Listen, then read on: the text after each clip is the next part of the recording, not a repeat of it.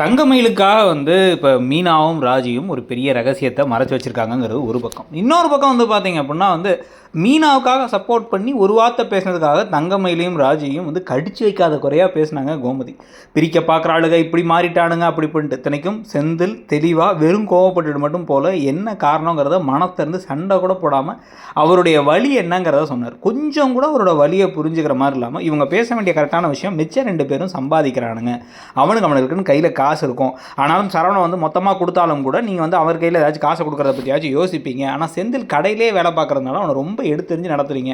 அதுவும் கடைசி பையனான கதிர் படிச்சுக்கிட்டே இருந்தாலும் அவன் கையில் அவனுக்குன்னு காசு இருக்குது, அவன் நினச்சா அவன் ஒய்ஃபுக்கு ட்ரெஸ் வாங்கி கொடுக்குறான், அதெல்லாம் வாங்கி தர முடியல. அதனால் செந்திலுக்கும் இவங்களுக்கும் இனிமேல் மாதம் ஒரு காசை கொடுத்துருங்க. செந்திலுக்கும் சரவணன் மொத்த சம்பளத்தை கொடுத்தாலும் அதில் ஒரு அமௌண்ட் ஆஃப் காசை அவனுக்கு கொடுத்துருங்க அப்படிங்கிறதான் சொல்லணும். அதை சொல்கிறத விட்டுட்டு இப்போ பிரச்சனை பண்ணி தேவையில்லாத கோவப்பட்டு இப்போ அவங்கள காயப்படுத்திட்டு நான் என்ன காயப்படுத்தேன், நான் என்ன தப்பு பண்ணேங்கிற மாதிரி பேசிகிட்டு இருக்கிறத பார்க்கும்பொழுது நமக்கே கோவம் வருது. இதுக்கு நடுவில் இப்போ தங்கமயிலுடைய அப்பா வேறு ஏதோ பெரிய வில்லங்கமான ஒரு பிளான் வச்சுருக்காரு அவர் தங்கமயிலை காப்பாற்றுறதுக்காக. ஏன்னா தேவையில்லாத ஒரு பிரச்சனையாகி இப்போ இவங்களுடைய வாழ்க்கையில் ஒரு பெரிய பூகம்பம் வந்துடும், வேலைக்கு போனாங்க அப்படின்னா மாட்டிப்பாங்க, இவங்க சர்டிஃபிகேட்லாம் படிக்கலங்கிறது தெரிய வந்துடுங்கிறதுக்காக அதில் ஒரு ட்ராமா வேறு ஓடிக்கிட்டு இருக்கு.